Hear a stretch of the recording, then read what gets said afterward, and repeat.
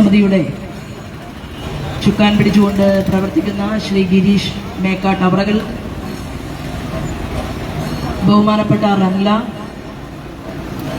എൻ്റെ ആലപ്പുഴയിലെ സഹപ്രവർത്തകൻ പ്രിയപ്പെട്ട ബിപിൻ സി ബാബു, കേരള കോൺഗ്രസിൽ നിന്ന് വർഷങ്ങൾക്ക് മുൻപ് ഭാരതീയ ജനതാ പാർട്ടിയിലേക്ക് കടന്നു വന്ന് പ്രോട്ടോകോൾ അനുസരിച്ച് നോബിൾ ചേട്ടന്റെ പേര് ആദ്യം പറയേണ്ടതാണ്. ഈ പ്രസ്ഥാനത്തിലേക്ക് കടന്നു വന്ന് ഇന്ന് അഖിലേന്ത്യാ ലീഡറായിട്ട് മാറിയിട്ടുള്ള ശ്രീ നോബിൾ, അഡ്വക്കേറ്റ് നോബിൾ അവറുകൾ, അതുപോലെ എന്റെ യുവമോർച്ചയിൽ ഞാൻ പ്രവർത്തിക്കുന്ന സമയത്ത് മലപ്പുറം ജില്ലയുടെ സഹപ്രവർത്തകനായിരുന്ന പ്രിയപ്പെട്ട അശോക് കുമാർ, പ്രിയപ്പെട്ട ദാസേട്ടൻ, എന്റെ മുന്നിലുള്ള സ്നേഹനിധികളായിട്ടുള്ള ജനാധിപത്യ വിശ്വാസികളെ, ഏവർക്കും ഹൃദയപൂർവ്വം നമസ്കാരം. സ്ഥാനാർത്ഥി ഏതാനും സമയത്തിനകം ഇവിടെ എത്തിച്ചേരും. വളരെ വിശദമായിട്ടുള്ള പ്രസംഗങ്ങൾ പല ആളുകളും ഈ വേദിയിൽ നടത്തിക്കഴിഞ്ഞു എന്നാണ് ഞാൻ മനസ്സിലാക്കുന്നത്. നമ്മുടെ നാട്, നമ്മുടെ രാജ്യം ബഹുദൂരം മുന്നോട്ട് പോവുകയാണ്. ഒരാവശ്യവുമില്ലാത്ത ഒരു തെരഞ്ഞെടുപ്പ് നിലമ്പൂരിൽ നടക്കുന്നു. തെരഞ്ഞെടുപ്പിൽ ഒരാൾക്ക് പെട്ടെന്നൊരു ദിവസം തോന്നുകയാണ്, നാളിതുവരെ തന്റെ കൂടെ തന്റെ എല്ലാ തെറ്റുകൾക്കും സഹായം ചെയ്തിരുന്ന, തനിക്ക് കുടവിരിച്ചിരുന്ന കേരളത്തിന്റെ മുഖ്യമന്ത്രി പിണറായി വിജയൻ ആള് ശരിയല്ല. പിണറായി വിജയന്റെ കാര്യങ്ങളെല്ലാം ഇപ്പൊ നോക്കുന്നത് മാർക്സിസ്റ്റ് പാർട്ടിയുടെ നേതാക്കന്മാരല്ല, മറിച്ച് മരുമകൻ റിയാസ് ആണ് എന്ന് നിലമ്പൂരിലെ MLA അൻവർ കാക്കയ്ക്ക് തോന്നുകയാണ്. ഒരു ദിവസം അൻവർ കാക്കയ്ക്ക് അങ്ങനെ ഒരു തോന്നലുണ്ടായി. അദ്ദേഹം രാജിക്കത്ത് സമർപ്പിച്ചു. രാജിക്കത്ത് സമർപ്പിച്ചു കഴിഞ്ഞിട്ട് പിന്നെ നമ്മൾ കണ്ടത് മുഴുവൻ മാധ്യമങ്ങളിലൂടെയുള്ള യുദ്ധമാണ്. എന്തൊക്കെയാണ് ഇടതുപക്ഷ ജനാധിപത്യ മുന്നണിയെ കുറിച്ച് ശ്രീമാൻ അൻവർ നിങ്ങളോട് സംസാരിച്ചത്, കേരളത്തോട് സംസാരിച്ചത്? ഈ സ്ഥലത്തെ നിലമ്പൂരിലെ ഏതെങ്കിലും ഒരു കപ്പലണ്ടി കച്ചവടക്കാരന്റെ മകളെ കല്യാണം കഴിച്ചു കൊടുക്കാൻ വേണ്ടിയിട്ട് ഒരൽപ്പം സ്വത്ത് ചോദിച്ചു, അല്ലെങ്കിൽ ഒരൽപ്പം വിഹിതം ചോദിച്ചു, സഹായം ചോദിച്ചു ഏതെങ്കിലും ഒരു MP-യോട്, മാർക്സിസ്റ്റ് പാർട്ടിക്ക് അകത്തുള്ള ഒരു MP-യോട്, അല്ലെങ്കിൽ ഒരു മന്ത്രിയോട്, അല്ലെങ്കിൽ മുഖ്യമന്ത്രിയോട്. അതിന്റെ പേരിലല്ല നിലമ്പൂരിലെ ശ്രീമാൻ അൻവർ രാജിക്കത്ത് കൊടുത്തത്. എന്തിനായിരുന്നു? അൻവർ തന്നെ ഈ രാജ്യത്തോട് വിളിച്ചു പറഞ്ഞു, മാധ്യമ സ്ഥാപനങ്ങൾ, മാധ്യമങ്ങളുടെ ഇടയിൽ ഇരുന്നു കൊണ്ട് അൻവർ പറഞ്ഞത്, ഞാൻ ദക്ഷിണാഫ്രിക്കയില് 20,000 കോടി രൂപ നിക്ഷേപിച്ചിട്ടുണ്ട് എന്നാണ് പറഞ്ഞത്. 1 കോടി എണ്ണാൻ സമയം എത്ര വേണം? നിങ്ങൾ ആലോചിച്ച് നോക്കൂ. 20,000 കോടി രൂപ ദക്ഷിണാഫ്രിക്കയിൽ നിക്ഷേപിച്ചിട്ടുണ്ടെങ്കിൽ അത് എന്ത് കച്ചവടം ചെയ്തിട്ടാണ് 20,000 കോടി രൂപ ഉണ്ടാക്കിയത്? അതൊറ്റയ്ക്ക് അൻവറിന്റെ പോക്കറ്റിലെ പണമാണോ? ഒരു മനുഷ്യൻ എത്ര കാലം അധ്വാനിച്ചാൽ 20,000 കോടി രൂപ ഉണ്ടാകുമെന്ന് ഈ അങ്ങാടിയിൽ നിൽക്കുന്ന ആളുകൾ നിങ്ങളൊന്ന് ആലോചിച്ചു നോക്കണം. ആരുടെ പണമാണ്? അപ്പൊ എന്താ കാര്യം? കേരളത്തിന്റെ ഭരണകൂടത്തിന് നേതൃത്വം കൊടുത്ത പാവപ്പെട്ടവന്റെ വയലേലകളിലെ പാട്ട് പാടിച്ച സാധാരണക്കാരായിട്ടുള്ള കർഷകരുടെയാണ് എന്റെ പാർട്ടി എന്ന് പറഞ്ഞ, ഒരു കാലത്ത് പാവപ്പെട്ടവർക്ക് വേണ്ടി ചങ്ക് പകുത്തു കൊടുത്ത AK ഗോപാലന്റെ പാർട്ടി, കൃഷ്ണപിള്ളയുടെ പാർട്ടി, EM ശങ്കരൻ നമ്പൂതിരിപ്പാടിന്റെ പാർട്ടി, പ്രിയപ്പെട്ടവരെ, ആ പാർട്ടിയുടെ തലപ്പത്തേക്ക്, ആ പാർട്ടിയുടെ അന്തകവിത്തായിട്ടുള്ള കണ്ണൂരിലെ പിണറായിലെ പാറപ്പുറത്ത് ജനിച്ച മിസ്റ്റർ പിണറായി വിജയൻ കടന്നു വന്നപ്പോ ഈ പാർട്ടിയിൽ പാവപ്പെട്ടവനെ പാർശ്വവൽക്കരിച്ചു. പാർശ്വവൽക്കരിച്ച പാവപ്പെട്ടവന് എന്തെങ്കിലും നേടിക്കൊടുക്കാൻ വേണ്ടി നിയമസഭയ്ക്കകത്ത് നാട്ടിൽ നിന്ന് നിവർത്തി നിന്നുകൊണ്ട് സംസാരിച്ചതിന്റെ പേരിലാണോ ഇവിടെ ഒരു ഉപതെരഞ്ഞെടുപ്പ് ഉണ്ടായത്? ആണോ?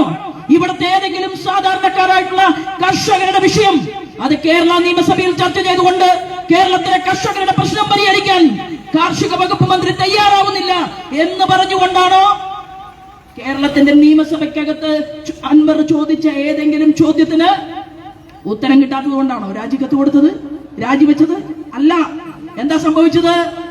പിണറായി വിജയന്റെ കഥകൾ, കേരള മുഖ്യമന്ത്രിയുടെ കഥകൾ കൃത്യമായി അറിയാമായിരുന്ന ശ്രീമാൻ അൻവർ അതിന് കൂട്ടുകിട്ടിയപ്പോ ആ സമയത്ത് അതെല്ലാം മൂടി വെച്ചുകൊണ്ട് കേരള മുഖ്യമന്ത്രിയോടൊപ്പം ഇടതുപക്ഷ ജനാധിപത്യ മുന്നണിയുടെ മന്ത്രിമാരോടൊപ്പം കഴിവും പ്രാപ്തിയുമുള്ള മന്ത്രിമാരെ മുൻകാലത്തെ മന്ത്രിമാരെ ഈവൻ ശ്രീമാൻ സുധാകരനെ വരെ വീട്ടിലിരുത്തിക്കൊണ്ട് അഴിമതിയുടെ കറപുരളാത്ത മാർക്സിസ്റ്റ് കമ്മ്യൂണിസ്റ്റ് പാർട്ടിയുടെ റോഡ് വികസനത്തെ കുറിച്ച് നോക്കിക്കൊണ്ടിരുന്ന ആ സുധാകരൻ സാറിനെ വരെ വീട്ടിലിരുത്തിക്കൊണ്ട് ഈ കേരളത്തിൽ മുഖ്യമന്ത്രി പിണറായി വിജയന്റെ രണ്ടാം മന്ത്രിസഭ അധികാരത്തിൽ വന്നപ്പോ ആ രണ്ടാം മന്ത്രിസഭയ്ക്ക് എല്ലാ വഴിവിട്ട സഹായ സഹകരണങ്ങളും ചെയ്തു കൊടുത്ത കേരളത്തിന്റെ മുഖ്യമന്ത്രി പിണറായി വിജയൻ ചില കാര്യങ്ങളിൽ നയം മാറ്റം വരുത്തി. അതാണ് അൻവർ രാജിവെക്കാൻ കാരണം. മലപ്പുറം ജില്ലക്കാർക്ക് വേണ്ടിയല്ല രാജിവെച്ചത്, ഇവിടുത്തെ ബിസിനസ്സുകാർക്ക് വേണ്ടിയല്ല രാജിവെച്ചത്, ഇവിടുത്തെ ഏതെങ്കിലും ഒരു വലിയ റോഡ് ഉണ്ടാകണം എന്ന് പറഞ്ഞതിന്റെ പേരിലല്ല രാജിവെച്ചത്. ഇവിടുത്തെ പാവപ്പെട്ട മനുഷ്യർ മണലാരണ്യത്തിൽ കിടന്ന് കഷ്ടപ്പെട്ടുണ്ടാക്കുന്ന മുസ്ലിം ജനസാമാന്യം ബഹുഭൂരിപക്ഷം വരുന്ന വിദേശത്ത് പോയി പണിയെടുത്ത് തന്റെ ഉമ്മയെയും തന്റെ ഭാര്യയെയും ജനിച്ചു വീണ കുഞ്ഞിനെയും വരെ കാണാൻ 3 വയസ്സും 4 വയസ്സും കാത്തുനിന്ന് 4 കൊല്ലം കഴിഞ്ഞ് നാട്ടിൽ വന്ന് കിട്ടിയ നാണയത്തുട്ടുകൾ ചേർത്ത് വെച്ചുകൊണ്ട് ഒരു കൂര കെട്ടിയുണ്ടാക്കി അവിടെ ജീവിച്ച വിദേശ മലയാളിക്ക് വേണ്ടിയല്ല രാജിവെച്ചത്. ആർക്ക് വേണ്ടിയാണ് രാജിവെച്ചത്? സ്വന്തം സാമ്രാജ്യത്തിലെ പണക്കൂമ്പാരം എണ്ണി നോക്കിയപ്പോ അത് മുന്നോട്ട് പോകാനുള്ള വഴി കാണാതെ ഈ കള്ളക്കടത്ത് സ്വത്ത് വിഹിതം അത് പങ്കുവെക്കുന്നതിലെ തർക്കം കൊണ്ടാണ് കേരള മുഖ്യമന്ത്രി പിണറായി വിജയനെ കരണക്കുറ്റിക്ക് 2 കൊടുത്ത് നിലമ്പൂരിലെ MLA രാജിക്കത്ത് കൊടുത്തത്. നാട് നന്നാക്കാൻ വേണ്ടിയിട്ടാണോ? ഈ നാട്ടിലെ ജനങ്ങൾക്ക് വേണ്ടിയിട്ടാണോ ഈ തെരഞ്ഞെടുപ്പ്? ഈ നാട്ടിലെ ജനങ്ങൾക്ക് വേണ്ടിയാണോ അദ്ദേഹത്തിന്റെ സ്റ്റേറ്റ്മെന്റുകൾ? ആ ചോദ്യം ഇവിടെ ഉയരുമ്പോൾ അതിന് കാരണക്കാരനായ അദ്ദേഹത്തെ എല്ലാ സഹായവും ചെയ്തു കൊടുത്തുകൊണ്ട് വളർത്തി ഇടുക്കിയിൽ ഒരു MM മണി, ലംബോദരൻ, ഇവരൊക്കെയാണ് പിണറായി വിജയന്റെ സ്വത്തിന് കാവൽ നിൽക്കുന്ന ഭൂതങ്ങൾ. മലപ്പുറം ജില്ലയിൽ പിണറായി വിജയന്റെ സ്വത്തുവകകൾക്ക്, ബിനാമി സ്വത്തുവകകൾക്ക് കാവൽ നിൽക്കുന്ന ഒരു കുട്ടിഭൂതമായിരുന്നു ശ്രീമാൻ അൻവർ. ഇത് പറയുമ്പോ എന്നോട് ദേഷ്യം തോന്നിയിട്ട് കാര്യമില്ല. കാരണം എന്താണ്? അങ്ങനെ നിധി കാക്കുന്ന ഭൂതങ്ങളെ പലരെയും അവരോട് നന്ദി കാണിക്കാതെ, അവരോട് സ്നേഹം കാണിക്കാതെ, അവരോട് കാരുണ്യം കാണിക്കാതെ, സമയത്തിനും സന്ദർഭത്തിനും പുറങ്കാലി കൊണ്ടടിച്ച മാർക്സിസ്റ്റ് പാർട്ടിയുടെ ലീഡർ എന്ന് പോലും പറയാൻ സാധിക്കാത്ത കക്കൂസിനെതിരെ സമരം നടത്തിച്ചു സഖാക്കളെ കൊണ്ട്, പാടത്തെ ട്രാക്ടറിനെതിരെ സമരം നടത്തിച്ചു, ഇവിടത്തെ മൊബൈൽ ഫോണിനെതിരെ സമരം നടത്തിച്ചു. ഏതെങ്കിലും ഒരു നല്ല വ്യവസായം വന്നാൽ അതിന്റെ മുന്നില് ചുമന്ന കൊടി കുത്തിച്ചുകൊണ്ട് ഇൻകുലാബ് സിന്ദാബാദ് വിളിച്ചുകൊണ്ട് നാട് നന്നാകാതിരിക്കാൻ സമരം നടത്തിച്ച് സ്വന്തം മകൾക്ക് 600 കോടിയുടെ ആസ്തി, സ്വന്തം മകന് മാത്രമല്ല മകൻ അമ്മായി അപ്പന് നരേന്ദ്രമോദി കൊടുത്ത റോഡിൽ ക്യാമറ വെക്കാൻ അവസരം കൊടുത്തു. പിന്നെയോ 2 പോക്കറ്റിലും ആപ്പിൾ ഫോൺ, സ്വകാര്യ വിമാനത്തിൽ മാത്രം യാത്ര, അതിന് യാതൊരു പ്രശ്നവുമില്ല. എന്നോടും നിങ്ങളോടും പറഞ്ഞു മുതലാളിമാർക്കെതിരെ സമരം. പാവപ്പെട്ടവരുടെ പാർട്ടി എന്ത് മണ്ണംകെട്ടയാണ് പാവപ്പെട്ടവരുടെ പാർട്ടി. പാവപ്പെട്ടവരുടെ പാർട്ടിക്കാരൻ കേരളത്തിൽ 9 വർഷക്കാലം ഈ സംസ്ഥാനത്തിന്റെ ഭരണകൂടത്തിന് നേതൃത്വം കൊടുത്തിട്ട് സാധാരണക്കാരായിട്ടുള്ള ആശാപ്രവർത്തകരായിട്ടുള്ള അമ്മമാർ സെക്രട്ടേറിയറ്റിന്റെ മുന്നിൽ സമരം നടത്തിയപ്പോ 100 രൂപ കൂട്ടിക്കൊടുക്കാൻ പറ്റാത്ത, ആരോഗ്യ വകുപ്പിനെ മാനം മര്യാദയ്ക്ക് കൊണ്ടു നടക്കാൻ പറ്റാത്ത, ആരോഗ്യ വകുപ്പ് മന്ത്രി എന്ന് പറയുന്ന നെഗറ്റീവ് മാത്രമായി മാറിയിട്ടുള്ള, വീണയോട് കാര്യങ്ങൾ പറഞ്ഞ് മനസ്സിലാക്കാൻ സാധിക്കാത്ത, ഇവിടുത്തെ പാവപ്പെട്ടവരുടെ വികാരവും വിചാരവും മനസ്സിലാക്കാൻ സാധിക്കാത്ത, എന്നാൽ പിണറായി വിജയൻ എല്ലാം മനസ്സിലാവും. പിണറായി വിജയന്റെ മകളുടെ മൂക്കിന്റെ തുമ്പ് വേർത്താൽ പിണറായി വിജയന് മനസ്സിലാവും. മകൻ വിവേകന് ബുദ്ധിമുട്ടുണ്ടായാൽ മനസ്സിലാകും. മകളുടെ കുട്ടി അതിന് കുളം നിർമ്മിക്കണം, സെക്രട്ടേറിയറ്റിന്റെ മുന്നില് നല്ല നല്ല നവീകരണങ്ങൾ നടത്തണം, ലക്ഷക്കണക്കിന് രൂപയാണ്. തോമസ് ഐസക് തോർത്തുമുണ്ട് വാങ്ങിയാൽ ഈ അങ്ങാടിയിൽ നിൽക്കുന്നവര് ഖജനാവിൽ നിന്ന് 150 രൂപ കൊടുക്കണം. കൊടുത്തു. കഴിഞ്ഞ ഗവൺമെന്റിന്റെ കാലത്ത് തോമസ് ഐസക് സുഖചികിത്സയ്ക്ക് പോയപ്പോ നിങ്ങളാണ് 150 രൂപ കൊടുത്തത്. ശൈലജ ടീച്ചറെ കണ്ണട വാങ്ങി നിങ്ങളുടെ പൈസക്കാണ്. ഇവിടെ എല്ലാവരും MP രാജേഷ്, മറ്റൊരു രാകേഷ്, കണ്ണൂരിലെ രാകേഷ്, പിന്നെ നമ്മുടെ ബിജു, ആലത്തൂരിലെ ബിജു, എല്ലാവരും പറഞ്ഞ എന്താണെന്നറിയോ? എല്ലാവരുടെയും ഭാര്യമാർക്ക് ജോലി വേണം. ആശാ വർക്കേഴ്സിന് ശമ്പളമില്ല. PSCയിലൂടെ ഒരാൾക്കും ജോലി കൊടുക്കുന്നില്ല. PSCയിലൂടെ പഠിച്ച് റാങ്ക് വാങ്ങിയിട്ടുള്ള കുട്ടികൾ തിരുവനന്തപുരത്ത് സമരത്തിന് നേതൃത്വം കൊടുക്കുമ്പോ ഇവർക്ക് ആർക്കെങ്കിലും ദുഃഖമുണ്ടോ? എന്താ ദുഃഖമില്ലാത്തത്? രാജേഷിന്റെ ഭാര്യ പറഞ്ഞു, ചേട്ടാ രാകേഷിന്റെ ഭാര്യയ്ക്ക് ജോലി കൊടുത്തിട്ടുണ്ട്, അപ്പൊ പിന്നെ എനിക്കും വേണ്ടേ. അങ്ങനെ MP രാജേഷിന്റെ ഭാര്യയ്ക്ക് ജോലി, രാകേഷിന്റെ ഭാര്യയ്ക്ക് ജോലി. അപ്പൊ ബിജു പറഞ്ഞു, ചിന്തയ്ക്ക് വാഴക്കൊല പോലും തിരിച്ചറിയാൻ സാധിക്കാത്ത ചിന്തയ്ക്ക് ഡോക്ടറേറ്റ്. അപ്പൊ ബിജു പറഞ്ഞു, ബിജുവിനും വേണം ഒരു ഡോക്ടറേറ്റ്. അപ്പൊ ബിജുവിന് കെമിസ്ട്രിയിൽ ഒരു ഡോക്ടറേറ്റ്. എന്താ കാരണം? കരുവന്നൂരിലെ സഹകരണ സംഘ തട്ടിപ്പുമായി ബന്ധപ്പെട്ടുകൊണ്ട് പാർട്ടിയെ രക്ഷിക്കാൻ മൊഴി മാറ്റിക്കൊടുത്ത ബിജുവിന് അർഹമായ അംഗീകാരം ബിജുവിന് ഡോക്ടറേറ്റ് കൊടുത്തു. പിന്നെ ഹൈന്ദവ ആരാധനാക്രമങ്ങളെ മുഴുവൻ തെരുവിൽ തെറി പറഞ്ഞ സ്വരാജിന് അങ്ങനെ നിലമ്പൂരിൽ ഒരു മത്സരിക്കാനുള്ള ഒരു ചാൻസ്. പിന്നെയോ എല്ലാ മാർക്സിസ്റ്റ് പാർട്ടിയുടെ നേതാക്കന്മാരുടെയും കുടുംബാംഗങ്ങൾ, ഭാര്യമാർ, മക്കൾ എല്ലാവർക്കും ജോലി.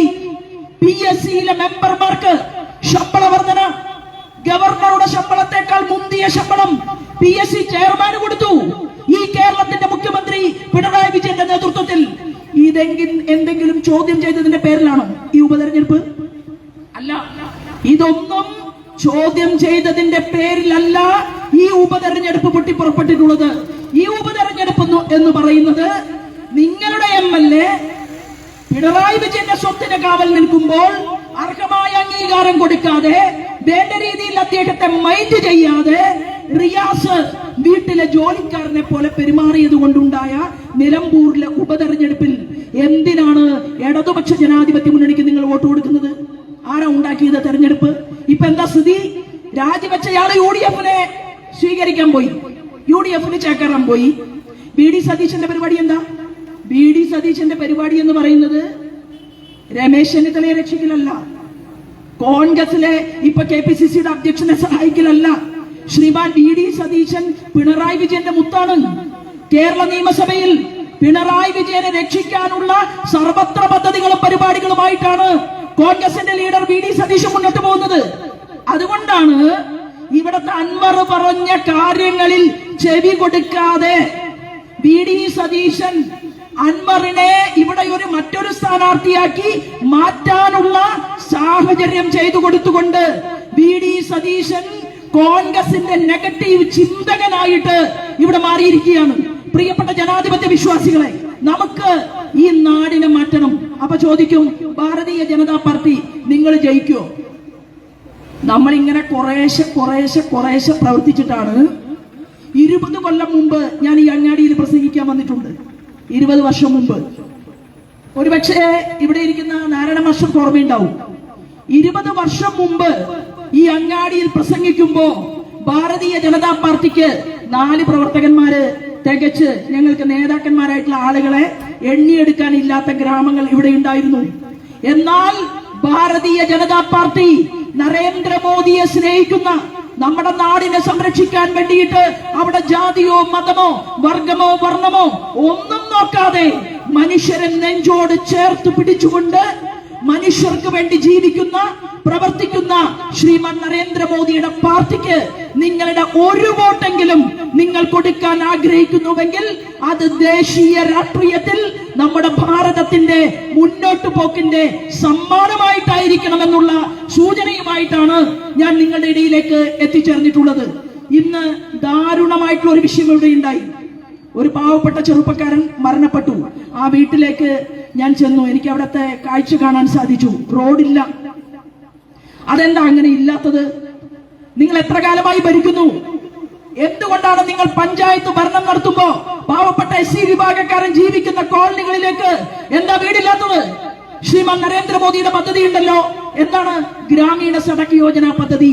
ഗ്രാമങ്ങളിൽ നിന്ന് റോഡുകൾ പൊതുനിരത്തിലേക്ക് വെട്ടിക്കൊടുക്കാൻ വേണ്ടി ഗ്രാമീണ സഡക് യോജന പദ്ധതിയിൽ എന്തുകൊണ്ടാണ് ഈ സാധാരണക്കാരുടെ പ്രദേശങ്ങളെ ഉൾപ്പെടുത്താതിരുന്നത്?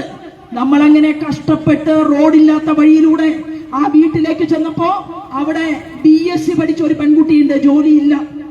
കാരണം എന്താ? ജോലി കിട്ടില്ല. റാങ്ക് കിട്ടിയാലും 1ാം റാങ്ക് കിട്ടിയാലും നിങ്ങൾ 22ാം റാങ്കുകാരിയാക്കി PSC മാറ്റും. അതിനാണ് ഈ കേരളത്തിൽ വളരെ കുറഞ്ഞ ജനസംഖ്യയുള്ള നമ്മുടെ നാട്ടിൽ 3.5 കോടി ജനങ്ങൾ മാത്രമുള്ള നമ്മുടെ ഈ സംസ്ഥാനത്ത് PSCയെ നോക്കുകുത്തിയാക്കി നിർത്തിക്കൊണ്ട് 3 ലക്ഷത്തോളം വരുന്ന പിൻവാതിൽ നിയമനമാണ് കേരളത്തിന്റെ മുഖ്യമന്ത്രിയും ഭരണകൂടവും ഒരുമിച്ച് ഇവിടെ നടത്തിയിട്ടുള്ളത്. മരിച്ചു പോയിട്ടുള്ള അനന്തുവിന്റെ സഹോദരിക്ക് BSc ഫിസിക്സ് പഠിക്കാൻ സാധിച്ചു, പക്ഷെ ജോലിയില്ല. മറ്റൊരനുജത്തി ഡിഗ്രി പഠിക്കുന്നുണ്ട്, അവൾക്കും ജോലിയില്ല. കിട്ടണമെങ്കിൽ പിൻവാതിൽ നിയമനം വരണം. കിട്ടണമെങ്കിൽ PSc മെമ്പറുടെ കാല് പിടിക്കണം. നിങ്ങൾ കൈക്കൂലി കൊടുക്കണം. 40 ലക്ഷവും 50 ലക്ഷവും കൊടുത്താൽ ഒരാൾക്ക് ഡോക്ടർ, ഒരാൾക്ക് ടീച്ചറാകാം. ഹൈസ്കൂൾ വരെ. കോളേജിൽ ജോലി കിട്ടണമെങ്കിൽ 70 ലക്ഷവും 75 ലക്ഷവും കൊടുക്കേണ്ട ഒരു സാഹചര്യം ഇന്ന് ഈ കേരളത്തിന്റെ മണ്ണിലുണ്ട്. ആ സാഹചര്യം ആരാണ് ഉണ്ടാക്കിയത്? കോൺഗ്രസ്സുകാരൻ. ഇന്ത്യ ഭരിച്ചിട്ട് നമ്മുടെ നാടിനെ സംരക്ഷിക്കാൻ സാധിക്കാതെ ആ കോൺഗ്രസ് രാജ്യത്തെ 60 കൊല്ലം ഭരിച്ചു കഴിഞ്ഞതിന് ശേഷം ലോകത്തിന്റെ മുന്നിൽ നമ്മൾ എന്തെങ്കിലും തരണേ എന്ന് ചോദിച്ചു നിൽക്കുന്ന ദരിദ്ര നാരായണന്മാരുടെ നാടായിരുന്നു ഭാരതം. അവിടെ നിന്നാണ് ആരാധനായിട്ടുള്ള അടൽ ബിഹാരി വാജ്പേയിക്ക് ഒരവസരം കിട്ടി. അത് നരേന്ദ്രമോദിയുടെ പൂർവികനായിരുന്നു. ആ അടൽ ബിഹാരി വാജ്പേയി എന്ന് പറയുന്ന മനുഷ്യൻ ഈ രാജ്യത്തിന്റെ ഭരണകൂടത്തിന് നേതൃത്വം കൊടുക്കുമ്പോ അന്നാണ് യൂണിവേഴ്സിറ്റിയിലേക്ക് വൈസ് ചാൻസലറെ തേടി ഒരു ഫോൺ കോൾ വന്നു. എന്തിനാണെന്നറിയുമോ? RSSകാരനായിട്ടുള്ള അടൽ ബിഹാരി വാജ്പേയി രാജ്യം ഭരിക്കുമ്പോ രാഷ്ട്രപതിയായിട്ട് നമ്മുടെ ഡോക്ടർ അബ്ദുൽ കലാം എന്ന് പറയുന്ന മുസൽമാനെ ഈ രാജ്യത്തെ സംരക്ഷിക്കാൻ രാഷ്ട്രപതിയായി വേണം എന്ന് പറഞ്ഞുകൊണ്ട് അദ്ദേഹത്തിന്റെ യൂണിവേഴ്സിറ്റിയിലേക്ക് വൈസ് ചാൻസലറുടെ അരികിലേക്ക് ഫോൺ കോൾ വന്നു അടൽ ബിഹാരി വാജ്പേയിയുടെ. നിങ്ങൾ പറഞ്ഞില്ലേ RSS മുസ്ലിമിനെതിരാണ്, RSS ക്രിസ്ത്യാനിക്കെതിരാണ് എന്നെല്ലാം പറഞ്ഞ് ഞങ്ങളെ വെല്ലുവിളിച്ചുവെങ്കിൽ ആ രാഷ്ട്രീയ സ്വയം സേവക സംഘത്തിലൂടെ വളർന്നു വന്ന അടൽ ബിഹാരി വാജ്പേയി രാജ്യത്തിന്റെ പ്രധാനമന്ത്രിയായി മുന്നോട്ട് പോകുന്ന സമയത്ത് പ്രിയപ്പെട്ടവരെ, ഇവിടെ ഡോക്ടർ അബ്ദുൽ കലാം എന്ന് പറയുന്ന മുസൽമാൻ ഈ രാജ്യത്തിന്റെ രാഷ്ട്രപതി പദവിയിലേക്ക് കടന്നു വന്നു. ആ മുസൽമാൻ അന്വേഷിച്ചു കോൾ വന്നു, രാഷ്ട്രപതിയായി. അതിനുശേഷം നമ്മുടെ നാട് എല്ലാവർക്കും സർവശിക്ഷ അഭിയാൻ, കോളനികളിലെ കുട്ടികൾക്ക് പഠിക്കാൻ ആഗ്രഹമുണ്ടെങ്കിൽ ഏകാധ്യാപക പാഠശാല, സർവശിക്ഷ അഭിയാൻ എന്ന് പറഞ്ഞാൽ ഗവൺമെന്റ് സ്കൂളുകളുടെ ചുമരിന് മുകളിൽ ഒരു നല്ല പെൻസിൽ വരച്ചു വെച്ചിട്ടുണ്ടാകും. അത് വാജ്പേയിയുടെ പദ്ധതിയാണ്. കുടുംബശ്രീ പദ്ധതി അത് വാജ്പേയിയുടെ പദ്ധതിയാണ്. കേരളത്തിലെ 146 പദ്ധതികൾ ഈ നാട്ടിലെ പാവപ്പെട്ടവർക്കും അതുപോലെ തന്നെ വ്യവസായം നടത്തുന്നവർക്കും പുരോഗമനവാദികൾക്കും എല്ലാവർക്കും ചേർന്നുകൊണ്ട് 140-ലധികം വരുന്ന പദ്ധതികൾ ആരാധനായിട്ടുള്ള നരേന്ദ്രമോദിജിയുടെ പൂർവികനായിട്ടുള്ള അടൽ ബിഹാരി വാജ്പേയി ഒരുക്കി കൊടുത്തുവെങ്കിൽ പ്രിയപ്പെട്ടവരെ, ആരാധനായിട്ടുള്ള നമ്മുടെ സ്ഥാനാർത്ഥി ഈ വേദിയിലേക്ക് കടന്നു വന്നിരിക്കുകയാണ്. പ്രകൃതിയും അനുഗ്രഹിക്കുമെന്ന് മഴയാണ്.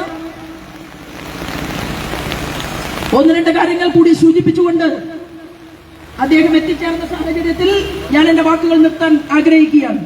ഞാൻ പറഞ്ഞു വന്നത്, ആ അടൽ ബിഹാരി വാജ്പേയി ഈ രാജ്യത്തിന്റെ പ്രധാനമന്ത്രിയായി അന്ന് ഇവിടുത്തെ മുസ്ലിം ന്യൂനപക്ഷത്തെ ഭയപ്പെടുത്താൻ ശ്രമിച്ചു. മുസ്ലിം ന്യൂനപക്ഷത്തിന് ഒരു ബുദ്ധിമുട്ടും ഉണ്ടായില്ല.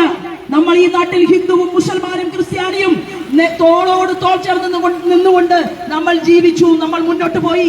അമേരിക്കയുടെ ഉപരോധത്തെ വരെ ആരാധനായ അടൽ ബിഹാരി വാജ്പേയി കൈകാര്യം ചെയ്തു. അന്ന് ഡോക്ടർ അബ്ദുൽ കലാം പറഞ്ഞു അമേരിക്കയോട്, നമ്മുടെ അടൽ ബിഹാരി വാജ്പേയി പറഞ്ഞു എന്താണെന്നറിയുമോ? നമ്മുടെ നാടിൽ പൊക്രാനിൽ ഒരാണവ വിസ്ഫോടനം നമ്മൾ നടത്തും. എന്തിനു വേണ്ടിയിട്ടാണ് ആണവ വിസ്ഫോടനം നടത്തുന്നത്? നമ്മുടെ രാജ്യം ആണവ ശക്തി രാഷ്ട്രമായിട്ട് മാറാൻ വേണ്ടിയിട്ടാണ്. ആ വിസ്ഫോടനം നടത്തുമ്പോ ഡോക്ടർ അബ്ദുൽ കലാം എന്ന് പറയുന്ന ശാസ്ത്രജ്ഞൻ അദ്ദേഹത്തിന്റെ കൂടെ നിന്നുകൊണ്ട്, ഒരുമിച്ച് നിന്നുകൊണ്ട് ഈ നാടിനെ മുന്നോട്ട് കൊണ്ടുപോയി. ആ നല്ലവനായിട്ടുള്ള പ്രധാനമന്ത്രി ഈ നാട്ടിൽ വീണ്ടും അധികാരത്തിൽ വരാതിരിക്കാൻ വേണ്ടി നിലമ്പൂരിലെ കമ്മ്യൂണിസ്റ്റുകാരനും നിലമ്പൂരിലെ കോൺഗ്രസുകാരനും നിലമ്പൂരിലെ ലീഗുകാരനും ഒരുമിച്ച് ചേർന്നുകൊണ്ട് എന്ത് ചെയ്തു?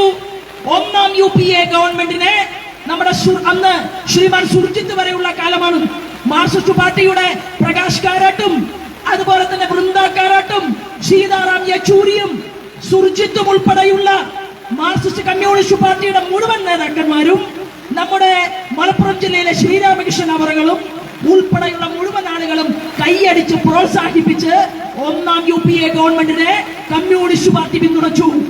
അങ്ങനെ കമ്മ്യൂണിസ്റ്റ് പാർട്ടി പിന്തുണച്ചിട്ട് മൻമോഹൻ സിംഗ് എന്ന് പറയുന്ന പ്രൈം മിനിസ്റ്റർക്ക് പിന്തുണ കൊടുത്തുകൊണ്ട് 5 കൊല്ലം രാജ്യം മുന്നോട്ട് പോയി.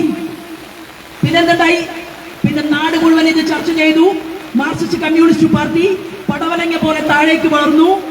അവരുടെ എണ്ണം പരിമിതമായി. അവരൊരു കപ്പലണ്ടി പൊതി വാങ്ങി അത് പാർലമെന്റിൽ ഇരുന്ന് കഴിക്കാവുന്ന ആളുകളുടെ എണ്ണം മാത്രമായി അവർ ചുരുങ്ങി. അപ്പൊ പിണറായി വിജയനോട് അച്യുതാനന്ദൻ പറഞ്ഞു, ഈ കളി തീക്കളിയാണ്, നിങ്ങൾ അങ്ങനെ പുറമേ നിന്ന് പിന്തുണ കൊടുത്തു കഴിഞ്ഞാൽ, കോൺഗ്രസുമായിട്ട് ചേർന്ന് കഴിഞ്ഞാൽ നമ്മുടെ പാർട്ടി ഇല്ലാതായി പോകും. തെറ്റുതിരുത്തണമെന്ന് അച്യുതാനന്ദൻ ആവശ്യപ്പെട്ടു. തെറ്റുതിരുത്തണമെന്ന് അച്യുതാനന്ദൻ ആവശ്യപ്പെട്ടപ്പോ അച്യുതാനന്ദൻ ഇരിക്കുന്ന മാർക്സിസ്റ്റ് കമ്മ്യൂണിസ്റ്റ് പാർട്ടിയുടെ വലിയ വേദിയിൽ അച്യുതാനന്ദനെ വധശിക്ഷയ്ക്ക് വിധിക്കണമെന്ന് നമ്മുടെ ഇവിടുത്തെ ഇപ്പോഴത്തെ സ്ഥാനാർത്ഥി സ്വരാജ് ആവശ്യപ്പെട്ടു. അങ്ങനെ കരഞ്ഞ് ഹൃദയം പൊട്ടി അച്യുതാനന്ദൻ പാർട്ടി ക്യാമ്പിൽ നിന്ന് പുറത്തിറങ്ങി വരുന്ന ദയനീയ ചിത്രം എന്റെയും നിങ്ങളുടെയും മുന്നിലുണ്ട്. ഞാൻ പറഞ്ഞു വന്നത്, കോൺഗ്രസുമായിട്ട് ചേർന്നാൽ മാർക്സിസ്റ്റ് കമ്മ്യൂണിസ്റ്റ് പാർട്ടിക്ക് അന്ത്യമായിരിക്കും സംഭവിക്കുക എന്ന് പറഞ്ഞ അച്യുതാനന്ദന്റെ വാക്കുകളെ ഉൾക്കൊള്ളാതെ ഈ കേരളത്തിലെ മാർക്സിസ്റ്റ് പാർട്ടി രഹസ്യമായും പരസ്യമായും ബന്ധവുമുണ്ടാക്കി 5 കൊല്ലം ഭരണം കഴിഞ്ഞപ്പോ തോന്നി എന്നാ പിന്നെ പിന്തുണ പിൻവലിക്കാം. അങ്ങനെ പിന്തുണ പിൻവലിച്ചു. എന്നാലോ ഈ കോയമ്പത്തൂര് പാലക്കാട് കഴിഞ്ഞാൽ സ്നേഹം, മംഗലാപുരത്തെത്തിയാൽ സ്നേഹം, ഡൽഹിയിലെത്തിയാൽ സ്നേഹം. ഭാരതീയ ജനതാ പാർട്ടിയുടെ ഞാൻ ഉൾപ്പെടെയുള്ളവർ കഴിഞ്ഞ തെരഞ്ഞെടുപ്പിൽ 2ാം സ്ഥാനത്ത്, അസംബ്ലിയിൽ 7 പേർ എങ്ങനെ പരാജയപ്പെട്ടു, എങ്ങനെ നിയമസഭയുടെ അകത്ത് കടക്കാൻ പറ്റാതായി.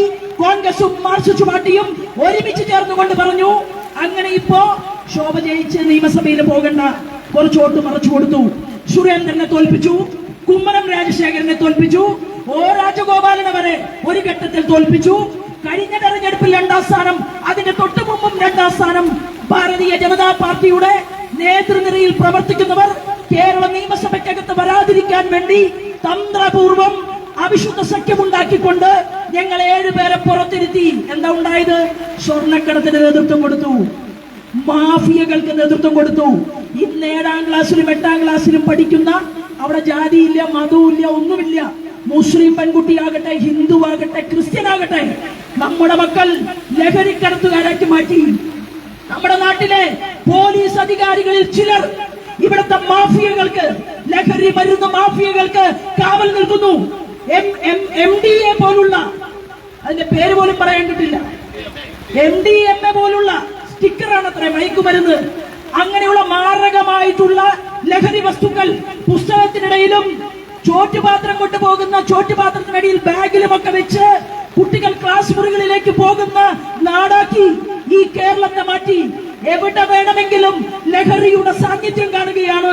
എവിടെ നിന്നും കോടിക്കണക്കിന് രൂപയുടെ ലഹരി മരുന്നുകൾ നമ്മുടെ കേരളത്തിലേക്ക് വരുന്നു, ഒരുത്തനെയും പിടിക്കുന്നില്ല.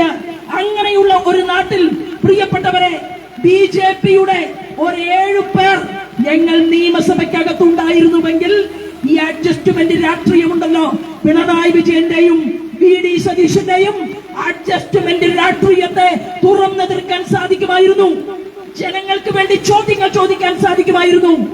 എന്നാൽ ആ സാഹചര്യത്തെ ഇല്ലായ്മ ചെയ്തുകൊണ്ട് ഓരോ തെരഞ്ഞെടുപ്പിലും അവിശുദ്ധ രാഷ്ട്രീയ സഖ്യമുണ്ടാക്കിക്കൊണ്ട് ഇവിടെ മാർക്സിസ്റ്റ് പാർട്ടിയും കോൺഗ്രസും മുന്നോട്ട് പോകുമ്പോ, പ്രിയപ്പെട്ടവരെ, എന്തുകൊണ്ട് നരേന്ദ്രമോദി വിശ്വസിക്കുന്ന ഭാരതീയ ജനതാ പാർട്ടിയെ തൊട്ടറിഞ്ഞുകൂടാ എന്നുള്ള ചോദ്യം ചോദിക്കാനാണ് എന്റെ ജനാധിപത്യ വിശ്വാസികളുടെ മുന്നിൽ ഞാനിവിടെ നിൽക്കുന്നത്.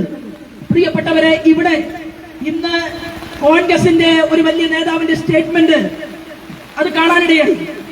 ആ കുട്ടി മരിച്ചപ്പോ അതില് ചില ആളുകൾ പറഞ്ഞു, എന്താണെന്നറിയുമോ, അത് കേന്ദ്രം ഭരിക്കുന്ന ആളുകളുടെ കുഴപ്പമാണ്. അപ്പൊ കേന്ദ്രം ഭരിക്കുന്ന ആളുകളുടെ കുഴപ്പം കൊണ്ടാണ് ഈ നിയമം ഈ രീതിയിലായത്. അപ്പൊ ഇന്ന് രാവിലെ കേന്ദ്ര പരിസ്ഥിതി വകുപ്പ് മന്ത്രി ഭൂപേന്ദ്ര യാദവ് ജി, അദ്ദേഹത്തിന്റെ ഒരു പത്രസമ്മേളനം നടന്നു. ആ പത്രസമ്മേളനത്തിൽ പത്രക്കാർ ചോദ്യം ചോദിച്ചു. ആ ചോദിച്ച ചോദ്യത്തിന് അദ്ദേഹം കൊടുത്ത മറുപടിയിൽ ചില കാര്യങ്ങൾ ഞാൻ നിങ്ങളുടെ മുന്നിൽ പറയാം. മുഖ്യമന്ത്രി പിണറായി വിജയന് 4 പ്ലാവ് നടാൻ അറിവുള്ള ഒരു 4 മാവിന്റെ തൈ കണ്ടാൽ അതെന്താണ് എന്ന് പറയാൻ സാധിക്കുന്ന ഒരാളെ ഈ വകുപ്പിന്റെ ചുമതല കൊടുക്കണം. കാടും മരങ്ങളും പുഴയും മലകളും തിരിച്ചറിയാൻ സാധിക്കാത്ത ശശീന്ദ്രൻ ഈ വകുപ്പിന്റെ മന്ത്രിയായതുകൊണ്ടാണ് 8ാം വാർഡിൽ ഒരു മനുഷ്യൻ മരിച്ചിട്ട് അത് കഴിഞ്ഞ് തൊട്ടടുത്ത ഈ കാലഘട്ടത്തിൽ 10ാം വാർഡില് പാവപ്പെട്ട ആ പിഞ്ചു കുട്ടിയെ നമുക്ക് നഷ്ടപ്പെട്ടത്. മന്ത്രിക്ക് ഈ നാട്ടിലെ തന്റെ കയ്യിലുള്ള വകുപ്പിനെ ഉപയോഗിക്കാൻ അറിയാത്തത് കൊണ്ടാണ്. വന്യജീവി സംരക്ഷണ നിയമപ്രകാരം 11A പ്രകാരം വേട്ടയാടൽ, മൃഗങ്ങളെ പിടിക്കൽ, മൃഗങ്ങളെ ട്രാൻസ്ലോക്കേഷൻ, അവരെ മാറ്റിപ്പാർപ്പിക്കൽ തുടങ്ങിയവയ്ക്കായി അനുമതി നൽകിയിരിക്കുന്നു കേന്ദ്ര ഗവൺമെന്റ്. അതെന്താ ഈ മന്ത്രിക്ക് അറിയില്ലേ? വയനാടിലെ മനുഷ്യർ മരിച്ചപ്പോ, ആ മനുഷ്യർ മരിക്കുമ്പോ ഈ നിയമം പഠിച്ചിട്ടാണോ വകുപ്പ് മന്ത്രി ഇരിക്കുന്നത്? വകുപ്പ് മന്ത്രി ഇവിടുത്തെ പാവപ്പെട്ട മനുഷ്യരോട് കളവ് പറഞ്ഞുകൊണ്ട് കേന്ദ്രം ഭരിക്കുന്ന നരേന്ദ്രമോദി ഗവൺമെന്റിനെതിരെ സംസാരിക്കാൻ ശ്രമിക്കുന്നതിന് പകരം എങ്ങനെയാണ് വനം വകുപ്പ് കൈകാര്യം ചെയ്യേണ്ടത് എന്ന് ആ മന്ത്രി ഒന്ന് പഠിക്കണം. മന്ത്രി എങ്ങനെ പഠിക്കും? ആ വനത്തിനകത്ത്, വയനാട്ടില് കാടിനകത്ത് കയറിയിട്ട് ഇഷ്ടം പോലെ മരം മുറിച്ചു മാറ്റിയവർക്ക് അവാർഡ്, മരം മുറിച്ചുവെന്ന് രേഖപ്പെടുത്തിയിട്ടുള്ള നമ്മുടെ ഒരു മുസ്ലിം സഹോദരൻ, ഉന്നതനായിട്ടുള്ള ഒരു ഉദ്യോഗസ്ഥനുണ്ടായിരുന്നു വയനാട് കാട്ടില്. ആ മനുഷ്യനെ ഇപ്പോ പെട്ടെന്നൊരു ട്രാൻസ്ഫർ, അദ്ദേഹത്തെ സ്ഥലം മാറ്റി. അപ്പം നല്ലത് ചെയ്തവരെ സ്ഥലം മാറ്റുക, പീഡിപ്പിക്കുക, തെറ്റ് ചെയ്തവർക്ക് താമ്രപത്രം കൊടുക്കുക, അങ്ങനെയുള്ള കാര്യങ്ങൾ ചെയ്യുന്ന ഈ വകുപ്പ് മന്ത്രി കാരണമാണ് വീണ്ടും ഒരു മരണം ഇവിടെ ഉണ്ടായിട്ടുള്ളത്. കേന്ദ്രം പറഞ്ഞിട്ടുണ്ട് വന്യജീവി സംഘർഷ നിയന്ത്രണത്തിന് കേന്ദ്ര സർക്കാരിന്റെ അനുമതിയുടെ ആവശ്യമേ ഇല്ല. ഷെഡ്യൂൾ 2-ൽ പട്ടികപ്പെടുത്തിയിരിക്കുന്ന വന്യജീവികൾക്ക് കേസുകളിൽ സംസ്ഥാന സർക്കാർ, വൈൽഡ് ലൈഫ് വാർഡൻ അല്ലെങ്കിൽ അധികാരപ്പെട്ട മറ്റു ഉദ്യോഗസ്ഥന്മാർ സംസ്ഥാന സർക്കാരിന്റെ ഏതെങ്കിലും വകുപ്പിലെ മനുഷ്യന് ഭീഷണിയായിട്ടുള്ള വന്യമൃഗങ്ങളെ വേട്ടയാടാൻ അനുമതി നൽകാൻ അധികാരമുണ്ട്.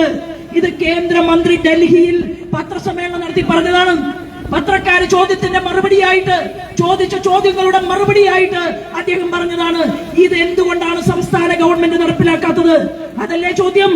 ആ ചോദ്യമല്ലേ നിയമസഭയിൽ ശ്രീമാൻ വി ഡി സതീശൻ ചോദിക്കേണ്ടത്? ആ ചോദ്യമല്ലേ വയനാടിൽ എന്റെയും നിങ്ങളുടെയും സഹോദരൻ വന്യജീവി ആക്രമത്തിൽ മരണപ്പെട്ടപ്പോ എണീറ്റ് നിന്നുകൊണ്ട് ചോദിക്കണ്ടേ?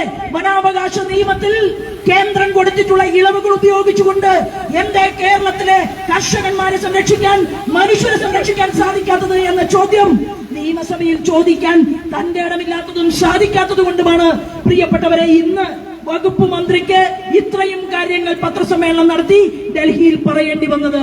ഞാൻ എന്റെ കൂടുതൽ വാക്കുകളിലേക്ക് കടക്കുന്നില്ല. എന്റെ വാക്കുകൾ കേൾക്കുന്നതിൽ എന്റെ സഹോദരന്മാരോട് എനിക്ക് സന്തോഷമുണ്ട്. അതിലുപരി എന്റെ പ്രിയപ്പെട്ട ഈ ഇരിക്കുന്ന സുഹൃത്തുണ്ടല്ലോ, മാർക്സിസ്റ്റ് പാർട്ടിയിൽ നിന്ന് BJPയിലേക്ക് വന്ന ആളാണ്. നല്ല കൊടിവെച്ച കാറുണ്ടായിരുന്നു. ജില്ലാ പഞ്ചായത്ത് മെമ്പറായിരുന്നു ബിപിൻ സി ബാബു. ആ ജില്ലാ പഞ്ചായത്ത് മെമ്പറുടെ കാറിൽ യാത്ര ചെയ്തുകൊണ്ടിരുന്ന, കൊടിവെച്ച കാറിൽ മുന്നോട്ട് പോയിക്കൊണ്ടിരുന്ന ആ ബിപിൻ സി ബാബു ആലപ്പുഴയില് എന്റെ തെരഞ്ഞെടുപ്പിന് മുൻപ് വന്നിരുന്നുവെങ്കിൽ കായംകുളം ഒന്ന് ഇളകി മറിയുമായിരുന്നു. പക്ഷെ തെരഞ്ഞെടുപ്പിന് ശേഷമാണ് ഭാരതീയ ജനതാ പാർട്ടിയിലേക്ക് കിട്ടിയത്. മാർക്സിസ്റ്റ് പാർട്ടിയുടെ സംസ്ഥാന സെക്രട്ടറി ഗോവിന്ദൻ മാഷ് ആലപ്പുഴയിൽ വന്നിട്ട് പറഞ്ഞു, എന്താണെന്നറിയുമോ, ഞങ്ങള് കള പറക്കാൻ തീരുമാനിച്ചിട്ടുണ്ട്. എന്താണ്? മാർക്സിസ്റ്റ് പാർട്ടിയിലെ കളകളുണ്ട്. സുധാരൻ സാറിനെയാണ് സൂചിപ്പിച്ചത്. കളകൾ പറക്കാൻ ഞങ്ങൾ തീരുമാനിച്ചിട്ടുണ്ട്. നിങ്ങൾ കണ്ടിട്ടുണ്ടാകും ലൂസിഫർ എന്ന് പറയുന്ന ഒരു സിനിമ. ആ സിനിമയില് നമ്മുടെ മോഹൻലാലിന്റെ ഷട്ടില് ചോര. 2 മാധ്യമ പ്രവർത്തകർ ഒരുമിച്ചിരിക്കുന്ന ഹാളിൽ പെട്ടെന്ന് മോഹൻലാലിനെ കാണുമ്പോ ഷട്ടില് മുഴുവൻ ചോര. അപ്പോ മാധ്യമ പ്രവർത്തകർ പറയുകയാണ്, സർ ഷട്ടിൽ ചോര.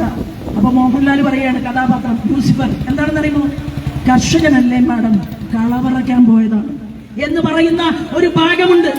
അതായത് കൊല്ലാൻ പോയതാണ് എന്നർത്ഥം. ആലപ്പുഴ ജില്ലയിലെ മാർക്സിസ്റ്റ് പാർട്ടിയിൽ നിന്ന് ഭാരതീയ ജനതാ പാർട്ടിയിലേക്ക് വോട്ടൊഴുകി എന്നതിന്റെ പേരിൽ ഗോവിന്ദൻ മാഷ് ആലപ്പുഴയിലെ കളപറക്കാൻ തീരുമാനിച്ചപ്പോ എന്റെ ഒരു ചെറിയ പ്രസംഗമുണ്ടായി. ഞാൻ ആ പ്രസംഗത്തിൽ പറഞ്ഞു, എന്റെ ശരീരത്തിൽ ശ്വാസമുള്ളിടത്തോളം ഒരാളുടെ കളപറക്കാനും ഗോവിന്ദൻ മാഷ് അനുവദിക്കില്ല എന്ന് തീരുമാനമെടുത്തുകൊണ്ടാണ് പ്രിയപ്പെട്ടവരെ അവിടെ ധാരാളം നല്ല ആളുകൾ ഭാരതീയ ജനതാ പാർട്ടിയിലേക്ക് വരികയാണ്. കരുവള്ളൂർ അവരുടെ സമരഭൂമിയാണ്. വയലാർ അവരുടെ സമരഭൂമിയാണ്. നിങ്ങൾക്കറിയുമോ, പുന്നപ്ര അവരുടെ സമരഭൂമിയാണ്. പുന്നപ്രയിൽ ഭാരതീയ ജനതാ പാർട്ടിയുടെ നിങ്ങളുടെ സഹോദരിയായിട്ടുള്ള ഞാൻ 1ാം സ്ഥാനത്ത്. അരിവാൾ ചുറ്റികയിൽ വോട്ട് ചെയ്തിരുന്നവർ മുഴുവൻ താമരയിൽ വോട്ട് കുത്തിയിട്ട് നമ്മൾ 1ാം സ്ഥാനം നേടി. 1.5 ലക്ഷം വോട്ടിൽ നിന്ന് 3 ലക്ഷം വോട്ടിലേക്ക് അവിടുത്തെ കമ്മ്യൂണിസ്റ്റുകാരും കോൺഗ്രസുകാരും നമുക്ക് വോട്ട് നൽകി. എന്തുകൊണ്ട്? ശോഭാ സുരേന്ദ്രനെ കണ്ടിട്ടല്ല, നരേന്ദ്രമോദിയെ കണ്ടിട്ടാണ്. കണ്ടല്ലൂരിലെ കോൺഗ്രസ് ഭരിക്കുന്ന പഞ്ചായത്ത് ഒട്ടാകെ ഭാരതീയ ജനതാ പാർട്ടിയിലേക്ക് വന്നു. ഇത് മാറ്റമാണ്. ഈ മാറ്റം എന്തേ നിലമ്പൂരിന് വേണ്ടേ? ആ ചോദ്യമാണ് പ്രിയപ്പെട്ടവരെ ഞങ്ങൾ ചോദിക്കുന്നത്. എത്രയോ വർഷം കർഷകർക്ക് വേണ്ടി പ്രവർത്തിച്ച, പോരാട്ടത്തിന് നേതൃത്വം കൊടുത്ത എന്റെ പ്രിയപ്പെട്ട സഹോദരൻ. അപ്പൊ ഇവര് ചോദിക്കുകയാണ്, എന്താണ് അദ്ദേഹം എന്താണ് പാർട്ടി മാറിയത്? പാർട്ടി എത്രയോ ആളുകൾ മാറിയിട്ടുണ്ട്. പാർട്ടി മാറുന്നത് എങ്ങനെയാണ്? അജ്ഞാനതിമിരാന്തസ്യ ജ്ഞാനാഞ്ജനശലാകയ ചക്ഷുരുന്മീലിതം യേന തസ്മൈ ശ്രീ ഗുരവേ നമഃ. അന്ധകാരം ബാധിച്ച ഒരു സ്ഥലത്ത് വെളിച്ചം സന്നിവേശിപ്പിക്കപ്പെടുന്നവൻ ആരാണോ അവനാണ് ഗുരു എന്ന് പറയുന്നത് പോലെ ഈ രാജ്യത്തിന്റെ ഭരണകൂടത്തിന് നേതൃത്വം നൽകുന്ന ആരാധനായിട്ടുള്ള നരേന്ദ്രമോദിയുടെ വാക്കുകളും പ്രവൃത്തിയും കഴിഞ്ഞ 11 വർഷത്തെ മുണ്ട് മുറുക്കിയെടുത്തുകൊണ്ട് രാഹുൽ ഗാന്ധി മറ്റേ സ്ഥലത്ത് പോകുന്നില്ല, ഏതാ വേറൊരു രാജ്യത്ത്, അതുപോലെയല്ല നമ്മുടെ നരേന്ദ്രമോദി. എവിടെയും ഓടി ഒളിക്കില്ല, പൊറോട്ട അന്വേഷിച്ച് പോവില്ല, രാത്രിയിൽ കിടക്കുന്ന പായയില് കാണാതാവില്ല. എന്നിട്ട് നമ്മുടെ അന്നത്തെ എസ്പി പറഞ്ഞില്ല, ഓൻ എവിടെ പോയി കിടക്കുകയാണ് എന്റെ റബ്ബേ, ഞാൻ എവിടെന്നാ കണ്ടുപിടിക്കുക എന്ന് ചോദിച്ച് നെഞ്ചത്തെ കൈവച്ച പോലെയല്ല നരേന്ദ്രമോദി ലോകരാജ്യങ്ങൾ മുഴുവൻ ചുറ്റിക്കറങ്ങാൻ പോയത് എനിക്കും നിങ്ങൾക്കും വേണ്ടിയാണ്. ലോകത്തിന്റെ വലിയ സാമ്പത്തിക ഇൻസ്റ്റിറ്റ്യൂട്ട് ആരാധനായിട്ടുള്ള നരേന്ദ്രമോദിജിയെ കുറിച്ച് പറയുന്നത് നമ്മൾ 4ാമത്തെ സാമ്പത്തിക ശക്തി രാഷ്ട്രമായിട്ട് മാറിയിരിക്കുകയാണ്. 26 മുസ്ലിം രാഷ്ട്രങ്ങൾ എണീറ്റ് നിന്നുകൊണ്ട് നരേന്ദ്രമോദിയുടെ കൈ പിടിച്ച് മുത്തം കൊടുക്കുകയും അദ്ദേഹവുമായിട്ട് ആശയവിനിമയം നടത്തുകയും ചെയ്യുന്ന ഏറ്റവും വലിയ ബഹുമതികൾ നരേന്ദ്രമോദിക്ക് കൈമാറിയിട്ടുള്ള അങ്ങനെയുള്ള ഒരു പ്രൈം മിനിസ്റ്ററാണ് പ്രിയപ്പെട്ടവരെ നമ്മുടെ നരേന്ദ്രമോദി. ആ നരേന്ദ്രമോദിയെ കുറിച്ച് പറഞ്ഞു, എന്താണ്? പൗരത്വ നിയമം വന്നു, ഈ അങ്ങാടിയിലെ കടകളെല്ലാം അടപ്പിച്ചു. പൗരത്വ നിയമം വന്നപ്പോ അറിവില്ലാത്ത പാവപ്പെട്ട മുസ്ലിം താത്തമാരോട് പറഞ്ഞു, എന്താണ്, നിങ്ങളെയൊക്കെ പുറത്താക്കാൻ പോവുകയാണ് RSSകാരൻ നരേന്ദ്രമോദി. വല്ല കുഴപ്പമുണ്ടായോ? ഒരു കുഴപ്പവുമില്ല. കാരണം പൗരത്വ നിയമം എന്ന് പറയുന്നത് നമ്മുടെ നാട്ടിൽ ജീവിക്കുന്നവന്റെ ആധാർ കാർഡ് പരിശോധിക്കുന്ന ഒരു നിയമം മാത്രമാണ്. നിങ്ങൾ ഈ നാട്ടുകാരനാണോ അതോ 3 വയസ്സുള്ള പെൺകുട്ടിയെ പെരുമ്പാവൂരില് ബലാത്സംഗം ചെയ്ത് കൊല്ലാൻ വേണ്ടിയിട്ട് ബംഗ്ലാദേശിൽ നിന്ന് വന്ന് താമസിച്ചവരാണോ? ആ ചോദ്യമാണ് ചോദിച്ചത്. ആ പൗരത്വ നിയമത്തിനെതിരെ മനുഷ്യരുടെ മനസ്സിലേക്ക് തീക്കനൽ കോരിയിട്ടുകൊണ്ട് നരേന്ദ്രമോദിക്കെതിരെ യുദ്ധപ്രഖ്യാപനം. എന്നാൽ ലോകത്ത് ജപ്പാനെ പിന്തള്ളിക്കൊണ്ട് നമ്മുടെ ഭാരതാംബ തല ഉയർത്തിപ്പിടിച്ചു നിൽക്കുകയാണ്. മുസൽമാന്റെ ഇന്ത്യ, ക്രിസ്ത്യാനിയുടെ ഇന്ത്യ, ഹിന്ദുവിന്റെ ഇന്ത്യ. ജാതിയില്ല, മതമില്ല, വർഗമില്ല, വർണ്ണമില്ല. അദ്ദേഹം പറഞ്ഞു, എന്റെ ഭരണഘടന എന്ന് പറയുന്നത് എന്താണ്? എന്റെ ഭരണഘടന എന്ന് പറയുന്നത് മതമല്ല. എന്റെ ഭരണഘടന എന്ന് പറയുന്നത് എന്റെ രാജ്യത്തെ മുഴുവൻ മനുഷ്യർക്കും വേണ്ടി പ്രവർത്തിക്കാനുള്ള ആഗ്രഹമാണ്, ആവേശമാണ് എന്ന് പറഞ്ഞ ആ നരേന്ദ്രമോദിയുടെ നമ്മുടെ രാജ്യത്ത് നിലമ്പൂരിലും മലപ്പുറം ജില്ലയിലും പ്രിയപ്പെട്ട ജനാധിപത്യ വിശ്വാസികളെ ഇന്ന് നമ്മൾ കാണാൻ പോകുന്നത് വലിയ മുന്നേറ്റമാണ്. വെള്ളവും വെളിച്ചവും റോഡും തോടും വീടും പദ്ധതികൾ ഞാൻ പറയുന്നില്ല, വിദ്യാഭ്യാസവും ശുചിമുറിയും ചികിത്സയും മരുന്നെന്ന് പറഞ്ഞാൽ ആ മരുന്നെന്ന് പറയുന്നത് 5 ലക്ഷം രൂപയുടെ സൗജന്യ ഇൻഷുറൻസ് ആണ്. അവിടെ വരുമാനം നോക്കുന്നില്ല. എല്ലാ വീട്ടിലെയും 70 വയസ്സ് കഴിഞ്ഞ മനുഷ്യർക്ക് 5 ലക്ഷം രൂപയുടെ ഇൻഷുറൻസ് കൊടുക്കുന്ന ഒരു പദ്ധതി. ചികിത്സ എന്ന് പറഞ്ഞാൽ ആ ചികിത്സ സൗജന്യമായിട്ട് നരേന്ദ്രമോദി പറയുകയാണ് കൊടുക്കണം. റെയിൽ എന്ന് പറഞ്ഞാൽ നിലമ്പൂരിൽ നിന്ന് നഞ്ചൻകോടിലേക്ക് 5.6 കോടി രൂപ കിട്ടിക്കഴിഞ്ഞു. അതിന്റെ പ്രവർത്തനങ്ങൾക്ക് താളപ്പിഴയുണ്ടെങ്കിൽ അതിന് ജനങ്ങൾ പ്രതികരിക്കണം, അതിന് ജനങ്ങൾ സമരത്തിന് പോകണം. പ്രിയപ്പെട്ടവരെ നോക്കൂ, നിലമ്പൂർ റെയിൽവേ ലൈനിന്റെ ഇലക്ട്രിഫിക്കേഷൻ നടക്കുകയാണ്. ഇലക്ട്രിക് സബ് പാലക്കാട് കോഴിക്കോടിലെ ആ ഗ്രീൻഫീൽഡ് ഹൈവേയുടെ പണി പൂർത്തിയാക്കുന്നതിനിടയിൽ നമ്മൾ കണ്ടു ദേശീയ പാത അതോറിറ്റിയുടെ ആളുകളുടെ വിട്ടുവീഴ്ച കൊണ്ടും ഈ കരാർ സബ് ടെൻഡറായി എടുത്തിട്ടുള്ള കരാറുകാരന്റെ അഹങ്കാരം കൊണ്ടുമാണ് കേരളത്തിലെ റോഡ് തകർന്നു പോയത്. എടുത്തവന്റെ പേര് ഞങ്ങൾ പ്രഖ്യാപിക്കും. അവനെ കരിമ്പട്ടികയിൽ പെടുത്താനുള്ള തന്റെ ഇടമുള്ള മനുഷ്യനാണ് ശ്രീമാൻ നിതിൻ ഗഡ്കരി. ചർച്ച നടത്തി കഴിഞ്ഞു. ET മുഹമ്മദ് ബഷീർ അവിടെ കാണാൻ പോയപ്പോ നിങ്ങൾ ലീഗാണ് കാണില്ല എന്നല്ല നിതിൻ ഗഡ്കരി പറഞ്ഞത്. നിതിൻ ഗഡ്കരി പറഞ്ഞു പരിഹാരമുണ്ടാകും. ഞങ്ങൾ കത്തയച്ചു, മറുപടി വന്നു, പരിഹാരമുണ്ടാകും. 272 ഞാൻ പറയുകയാണ്, NH 66 ആ NH-66 പോലും രാജ്യത്ത് തലങ്ങും വിലങ്ങും പോകുമ്പോ കേരളത്തിലെ റോഡില് കുഴിയുണ്ടായാൽ കേരളത്തിലെ ദേശീയ പാത മര്യാദയ്ക്ക് പണിയാൻ സാധിക്കാത്ത ഒരു കോൺട്രാക്ടറെയും റോഡിൽ ഇറങ്ങി നടക്കാൻ BJP അനുവദിക്കില്ല എന്ന് പ്രഖ്യാപിച്ചുകൊണ്ട് സമര പോരാട്ടങ്ങൾക്ക് ഞങ്ങൾ നേതൃത്വം കൊടുക്കും. അതിനുള്ള തന്റെ ഇടം ഞങ്ങൾക്കുണ്ട്. കത്തയക്കേണ്ട സമയത്ത് ഞങ്ങൾ അയക്കും. ഇവിടെ തുവൂരുമായി ബന്ധപ്പെട്ടുകൊണ്ട് കുറച്ച് മുസ്ലിം സുഹൃത്തുക്കൾ എന്നെ കാണാൻ വന്നു. അവരുടെ പരാതി കൃത്യമായിട്ട് ഞാൻ കൊടുത്തു. ആ പരാതി നിതിൻ ഗഡ്കരി പഠിച്ചു. അപ്പൊ വേറൊരു MP പോയി കണ്ടു, ഫോട്ടോ എടുത്ത് പോസ്റ്റ് ഇട്ടു. ഞാൻ പോസ്റ്റ് ഇട്ടില്ല. എന്താ കാരണം? ഞാൻ MP അല്ല, എനിക്ക് ഒപ്പിടാനുള്ള പേരെയും തന്നിട്ടില്ല. 9 തെരഞ്ഞെടുപ്പിൽ മത്സരിച്ചു, പക്ഷെ ജനങ്ങൾ വോട്ട് കൂട്ടി തരുന്നുണ്ട്. ഒപ്പിടാനുള്ള പേര് നിങ്ങൾ കൊടുത്താൽ, അതാണ് ഞാൻ പറഞ്ഞു വരുന്നത്, നിലമ്പൂരിൽ ഒപ്പിടാനുള്ള ഒരു പേര് ഞങ്ങളുടെ പ്രിയപ്പെട്ട വക്കീലിന് നിങ്ങൾ കൊടുത്താൽ ഓരോ BJPയുടെ വോട്ടും അനുഭാവികളുടെ വോട്ടും നരേന്ദ്രമോദിയെ കുറിച്ച് ചിന്തിക്കുക. നിങ്ങൾ പോളിംഗ് ബൂത്തിൽ പോകുമ്പോ താമര ചിഹ്നത്തിൽ വോട്ട് നൽകിക്കൊണ്ട് ഇദ്ദേഹത്തെ വിജയിപ്പിക്കണമെന്ന് അഭ്യർത്ഥിക്കാൻ വേണ്ടിയിട്ടാണ് ഞാൻ ഇവിടെ എത്തിച്ചേർന്നിട്ടുള്ളത്. മറ്റു കാര്യങ്ങളിലേക്കൊന്നും കടക്കുന്നില്ല. കാശ്മീരിലെ വലിയ ഒരു റെയിൽവേ ലൈൻ ഉദ്ഘാടനം, അവിടെയും റോഡ് പണിയുന്നുണ്ട്, കുന്നും പുറത്തും റോഡ് പണിയുന്നുണ്ട്. എല്ലാ സംസ്ഥാനങ്ങളിലും 12 മണിക്കൂർ കൊണ്ട് എത്തേണ്ട സ്ഥലത്ത് 4.5 മണിക്കൂർ കൊണ്ട് ഡൽഹിയിൽ നിന്ന് റോഡ് പണിയുന്നു. 8.5 മണിക്കൂർ കൊണ്ട് റോഡിൽ എത്തേണ്ട സ്ഥലത്ത് 2.25 മണിക്കൂർ കൊണ്ട് മനുഷ്യർ റോഡ് പണിഞ്ഞ് നന്നായി നടക്കുമ്പോ കേരളത്തിൽ മാനം മര്യാദയ്ക്ക് റോഡ് പണിയിപ്പിക്കാൻ പറ്റുമോ എന്ന് തീരുമാനമെടുക്കാൻ ഞങ്ങൾക്ക് സാധിക്കും എന്ന് സൂചന നൽകിക്കൊണ്ട് എന്താ കുറ്റം പറയാത്തത്? ആരാ സബ് ടെൻഡർ കൊടുത്തത്? റിയാസിന് പങ്കുണ്ട്. അതുകൊണ്ടാണ് പത്രസമ്മേളനത്തിൽ സബ് ടെൻഡർ എടുത്ത ആളുകളെ കുറിച്ച് പറയാത്തത്. ആരാ മണ്ണ് കൊടുത്തത്, ആരാ കല്ല് കൊടുത്തത്, ആരാ പടിഞ്ഞത്? NHAIയുടെ ഉദ്യോഗസ്ഥരെ സ്ഥലം മാറ്റണം ഞങ്ങൾ ആവശ്യപ്പെട്ടു. ദേശീയ തലത്തിൽ പ്രവർത്തിക്കുന്ന ആളാണോ എന്ന് കരുതിയിട്ട് തെറ്റ് ചെയ്തവരെ കസേരയിൽ ഇരുത്താൻ സാധ്യമല്ല. പ്രിയപ്പെട്ട ജനാധിപത്യ വിശ്വാസികളെ, നിലമ്പൂരിൽ നമുക്കൊരു മാറ്റമുണ്ടാക്കണം.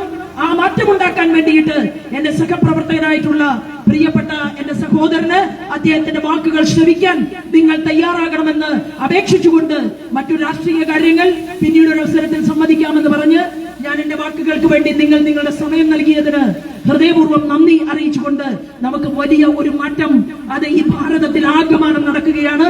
അതിന്റെ എല്ലാ സന്തോഷങ്ങളും എല്ലാ മനുഷ്യരിലേക്കും എത്തും. 300 പദ്ധതികൾ മോദിജി ആവിഷ്കരിച്ചിട്ടുണ്ട്. അതെല്ലാം നിലമ്പൂരിൽ കൊണ്ടുവരാനും സ്വരാജ് ജയിച്ച് അവിടെ പോയാൽ എന്തെങ്കിലും ചോദ്യം പിണറായി വിജയനോട് ചോദിക്കാൻ പറ്റുമോ? ഇല്ല. പിന്നെ UDF പോകേണ്ട കാര്യമില്ല. VD സതീശന്റെ ഇടയ്ക്കിടയ്ക്ക് ബോൺവിറ്റ കൊടുക്കാൻ വേണ്ടി അവിടെ സ്ഥിരമായിട്ടുണ്ട്.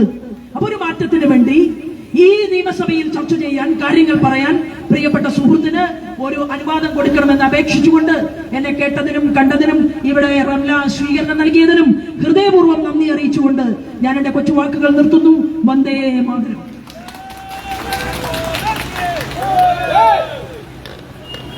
ആരാധ്യനായ NDAയുടെ സ്ഥാനാർത്ഥി ഇവിടെ എത്തിയിട്ടുണ്ട്.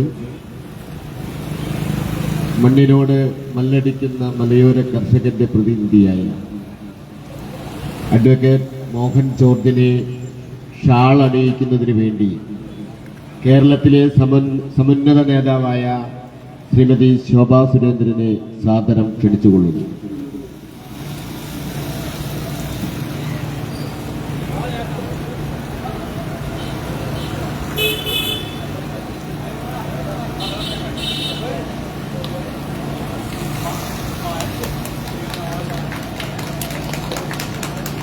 സ്ഥാനാർത്ഥിയെ ഷാളണിയിക്കുന്നതിന് വേണ്ടി ശശികുമാർ, മുരളീധരൻ, അനിൽകുമാർ, നവീൻ,